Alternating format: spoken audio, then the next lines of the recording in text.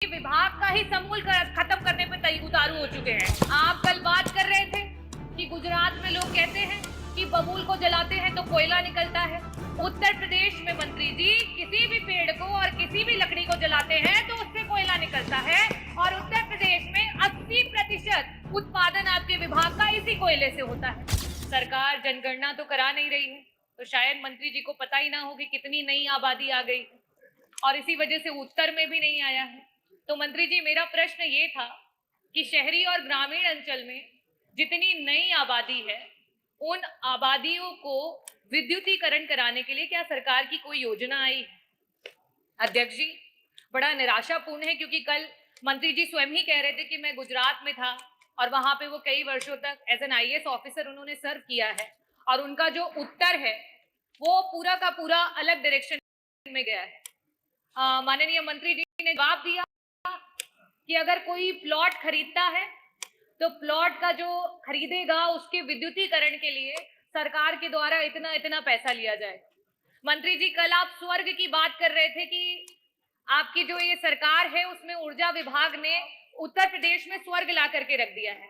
तो मेरा पहला प्रश्न आपसे ये है कि क्या आपके विभाग में स्वर्ग में गरीबों की कोई जगह नहीं है? क्या आपके विभाग में जो नई आबादियां शहरी एवं ग्रामीण इलाकों में बस रही हैं उनके विद्युतीकरण के लिए कोई योजना नहीं बनाई गई है? और आगे आने वाले समय में क्या कोई योजना दे करके जो गरीब परिवार हैं, जो नई आबादियों में बसे हुए हैं, उनको निःशुल्क आपकी सुविधाओं से जोड़ा जाएगा? ये मेरा पहला प्रश्न है। मेरा दूसरा प्रश्न आपने जो उत्तर दिया उससे जुड़ा हुआ है। आपने कहा कि जो प्लॉट हैं उन पे इतना भुगतान जो है वो सरकार लेती है। आप 2017 से लेकर के 2024 में जहां पर स्क्वायर फीट 35 रुपए सरकार के द्वारा लिया जाता था, आज उसे आपने डबल करके 70 रुपए प्रति स्क्वायर फीट जो है आपने उसको लेना शुरू कर दिया है। प्रोडक्शन की बात करें, जो समाजवादियों ने आपको प्रोडक्शन दिया था उसको आप डबल नहीं कर पाए, लेकिन आप जनता से डबल डबल वसूलने के लिए तैयार हो गए हैं। तो मेरा दूसरा प्रश्न आपसे ये है कि जो आपने पर स्क्वायर फीट, क्योंकि एक गरीब परिवार अगर 500 स्क्वायर फीट एरिया लेता है तो 35,000 रुपए सिर्फ वहां पे विद्युतीकरण कराने के लिए उसको देना पड़ेगा। ऐसी स्थिति में आप इस पैसे को वापस से घटा करके नॉर्मल करेंगे? मेरा तीसरा प्रश्न, क्योंकि मंत्री जी बहुत ज्यादा इंटरेस्टेड रहते हैं और मुझे लगता है जनता भी ये जान गई है कि आम और बबूल जो है वो ऊर्जा मंत्री जी का फेवरेट है। कल उन्होंने समूल भी जो है बबूल के समूल को खत्म करने की बात की है, लेकिन जनता ये समझ रही है कि ऊर्जा मंत्री जी विभाग का ही समूल खत्म करने पे उतारू हो चुके हैं। ये स्थिति आ चुकी है। आप कल बात कर रहे थे कि गुजरात में लोग कहते हैं कि बबूल को जलाते हैं तो कोयला निकलता है।